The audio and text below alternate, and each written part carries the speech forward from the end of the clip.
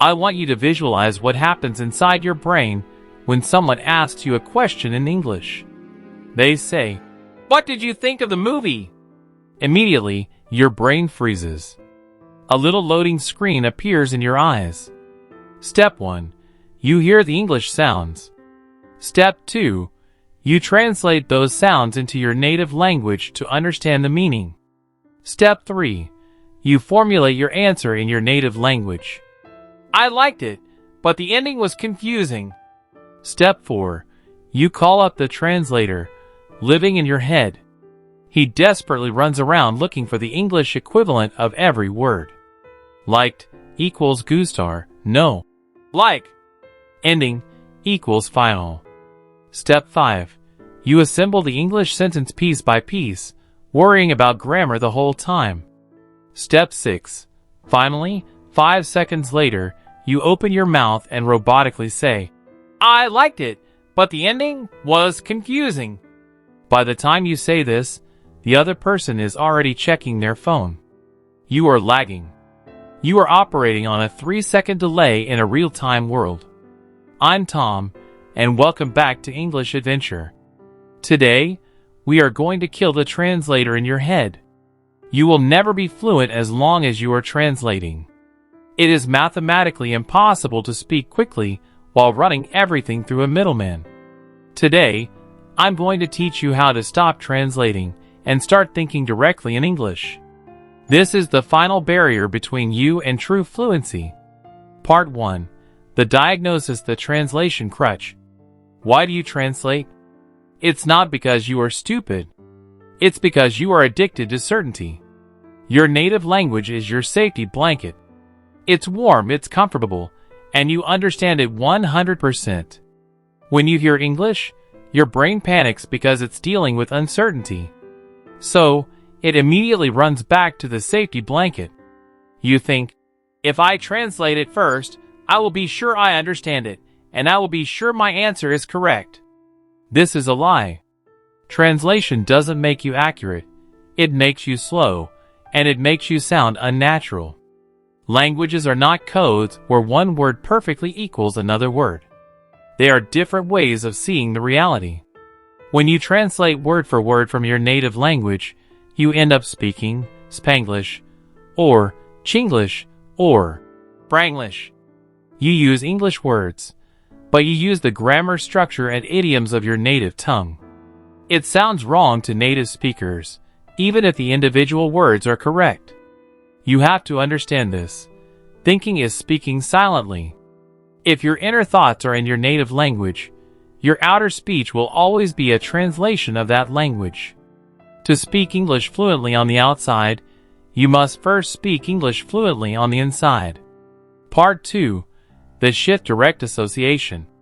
So how do we stop this automatic process? We have to rewire your brain's pathway to meaning. Right now, your pathway looks like this. English word dash native word dash meaning, concept slash image. When you hear apple, you think of the word for apple in your language, and then you picture the red fruit. We need to delete the middle step. We need to create direct association. English word dash meaning, concept slash image. When you hear apple, you should immediately see the red fruit in your mind's eye. No native language involved. How do babies learn? If I show a baby an apple and say, apple, they don't translate it into goo-goo-ga-ga. They connect the sound directly to the object. You need to return to that childlike state of direct connection. You might say, Tom, that sounds great, but I can't just flip a switch and start thinking in English. My vocabulary isn't big enough. That is another lie.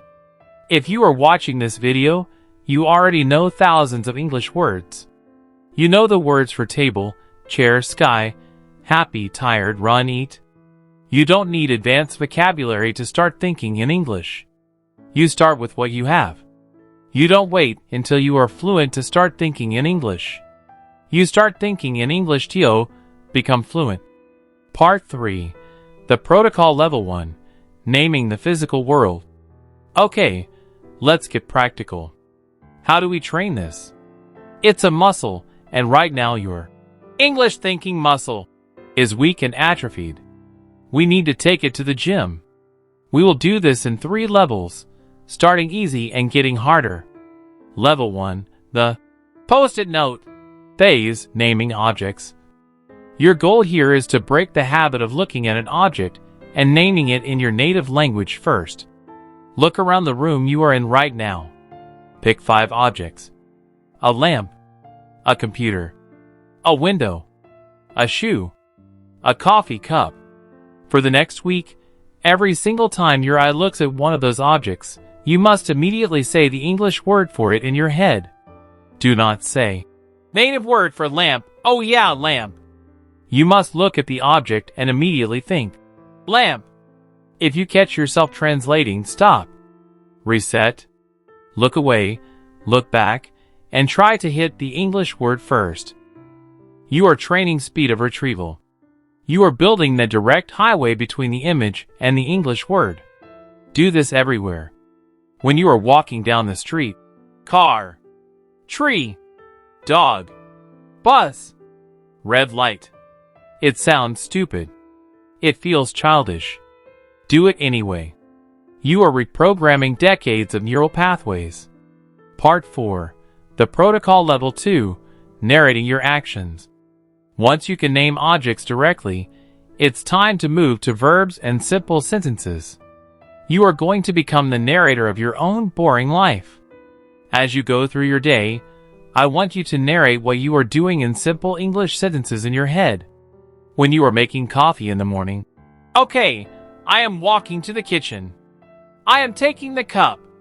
I am pouring the water. The water is hot. Where is the sugar? Ah, here it is. Nobody can hear you. It doesn't matter if your grammar is imperfect. The goal is continuous English internal flow. Do not plan the sentence in your native language first. Just look at what you are doing and throw the simplest English words you have at it. If you don't know a word for something you are doing, for example, you don't know the word for shoelaces, while tying your shoes, don't stop and look it up immediately. That breaks the flow. Just think, I am tying my shoes, and make a mental note to look up that specific vocabulary word later. This trains your brain to use English as a tool for processing reality in real time. Part 5. The Protocol Level 3, Abstract Thought and Emotion. This is the hardest level.